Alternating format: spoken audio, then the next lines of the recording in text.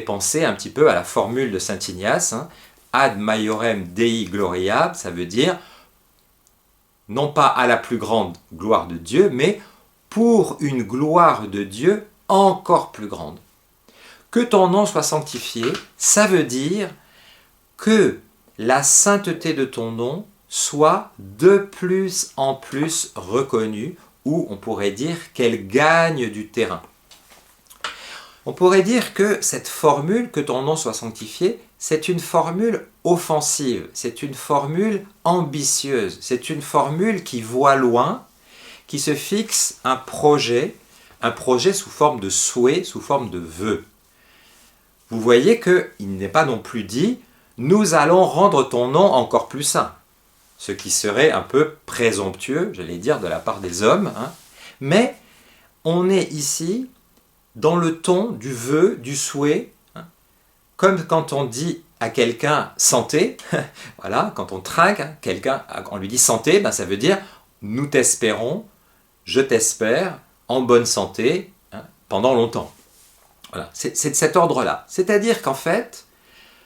celui qui désire s'inscrire dans cette posture de Jésus pour être un accomplisseur de la loi, pour accomplir pleinement la loi, eh bien, il se glisse d'emblée dans une ambition, dans un souhait. Jésus ne se place pas seulement par rapport à son Père en posture de réception, en posture d'accueil, en posture d'action de grâce, bien sûr, tout ça, il le vit pleinement, mais dans cet accueil, dans cette action de grâce, Jésus d'emblée se place vis-à-vis de son Père dans une posture de vœu, de souhait, c'est-à-dire d'emblée de collaboration. Dieu est saint, le nom de Dieu est saint, mais le croyant, celui qui avec Jésus se place en posture de fils, on pourrait dire automatiquement, désire pour ce nom encore plus de sainteté, c'est-à-dire désire que ce nom, la puissance de ce nom, la puissance d'engendrement qui est en Dieu, s'étende, rayonne, en gros, qu'il soit de plus en plus reconnu comme saint. Donc d'emblée, la première formule du Notre Père est une formule dans laquelle, et nous le verrons tout au long de cette prière, Jésus propose à ceux qui l'écoutent et à ceux qui veulent adopter sa posture de prendre fait et cause pour Dieu, pour sa puissance de vie, pour sa puissance d'engendrement. Le Notre Père, c'est une prière d'enrôlement, on pourrait dire. C'est une prière qui vise à nous enrôler dans le peuple de ceux qui veulent collaborer à une sanctification du nom, c'est-à-dire à ceux qui veulent élargir la capacité de la puissance de Dieu à se répandre sur la terre. On verra que c'est très proche de la formule suivante, hein, que ton règne vienne, qui prend les choses, on pourrait dire, un petit peu par un autre bout, mais qui en gros signifie la même chose, le même vœu. Que ton nom soit sanctifié. Encore plus de rayonnement pour ton nom, Seigneur, toi qui es Père, encore plus de puissance, encore plus de donation de vie de toi, Père, vers les hommes, tes enfants, nos frères. Et donc, on pourrait dire que la première formule du Notre Père, c'est une formule pour se mettre le plus pleinement possible en vœu, en souhait de collaboration au désir de Dieu d'être Père, saint, donateur de vie. Cette belle expression prendre fait et cause pour la cause de Dieu, je la dois à Marcel Dumay, qui est un exégète québécois qui a écrit un très beau livre sur le Sermon sur la montagne, que je vous recommande si vous avez envie de creuser votre culture biblique. Le Sermon sur la montagne, Marcel Dumay, c'est un livre qui est encore en vente et c'est vraiment un trésor d'exégèse pour aller avec Matthieu dans l'ensemble de ces 3 chapitres. Donc, d'emblée, si nous entrons dans cette prière du Notre Père avec Jésus, nous sommes mis en activité.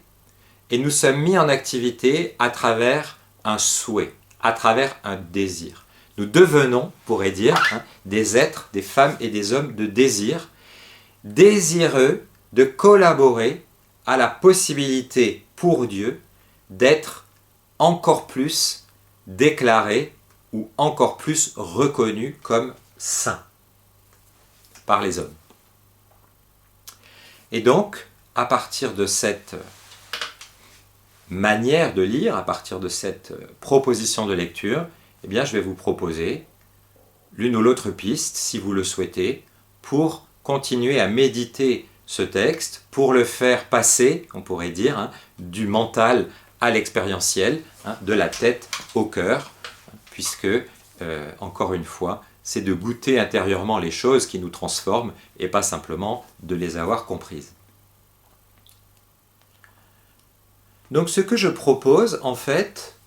que vous pouvez réaliser assez simplement dans un moment de silence que vous allez choisir de vous donner, c'est, après avoir situé, après vous être mis en relation avec Dieu, après avoir confessé une fois de plus votre désir de l'accueillir pleinement comme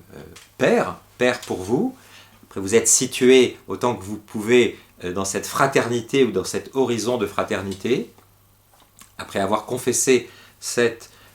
force de Dieu qui est providence, qui est don inlassable,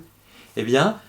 je vous propose d'entrer dans cette formule, que ton nom soit sanctifié, d'abord peut-être sur votre souffle, dans l'inspiration et l'expiration, en répétant cette formule plusieurs fois, intérieurement, et peut-être en lui ajoutant les harmoniques qui vous viennent suite à ce que vous venez d'entendre. Que ton nom soit sanctifié, que les hommes sanctifient ton nom, que ma vie sanctifie ton nom, que nous sachions reconnaître à quel point tu es saint, que nous sachions faire gagner la sainteté de ton nom. Voilà, vous pouvez utiliser toutes les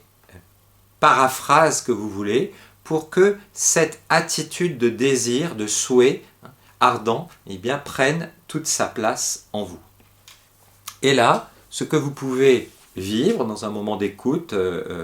du silence fin qui s'établit en nous quand nous méditons, quand nous mettons en silence devant Dieu, eh bien vous pouvez peut-être cueillir ce que ça pourrait signifier pour vous dans les temps qui viennent de vivre un peu plus concrètement cet engagement à sanctifier le nom. C'est-à-dire, d'une certaine manière, de vous enrôler, mais voyez, mais pas comme on s'enrôle comme ça, les poings levés, mais de vous présenter vous-même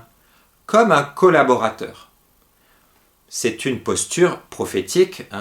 par excellence, voyez, dans le livre du prophète Jérémie, le prophète qui dit « Me voici, envoie-moi ». On se présente devant Dieu et on dit envoie-moi puisque je suis disponible, on va dire, pour me laisser collaborer à ton dessein, c'est-à-dire pour prendre fait et cause pour toi, en fait. Donc, qu'est-ce qui peut germer dans mon cœur? Qu'est-ce qui peut naître comme impulsion pour être de ceux qui viennent se déclarer présents, pour être de ceux qui voudraient que cette sanctification du nom, par eux et par les autres, passe un peu plus par eux. Est-ce qu'il y a un endroit, une manière, une relation dans laquelle, Seigneur, tu veux m'aider à être un agent favorisateur de la sanctification de ton nom. Ce qui va avec aussi, et ça c'est la troisième piste, la demande peut-être pour nous, dans l'Esprit Saint, de demander au Seigneur de nous révéler davantage que signifie que son nom est saint, qui nous donne la connaissance intérieure, cet esprit, ce don de crainte, hein, comme on dit, c'est un des 7 dons de l'esprit. Le don de crainte, ça ne veut pas dire d'avoir peur de Dieu, pas du tout. Ça veut dire cette perception intérieure, frémissante, hein, disait Florin Calleran à La Roche d'Or, de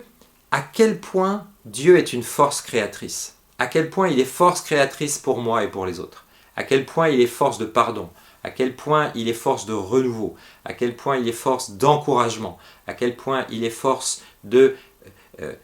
mise debout. Plus nous aurons cette perception intérieure de la puissance de vie que Dieu déploie, plus nous aurons ce désir à notre place d'être des humbles collaborateurs qui se laissent prendre fait et cause, comme dit Marcel Dumay, pour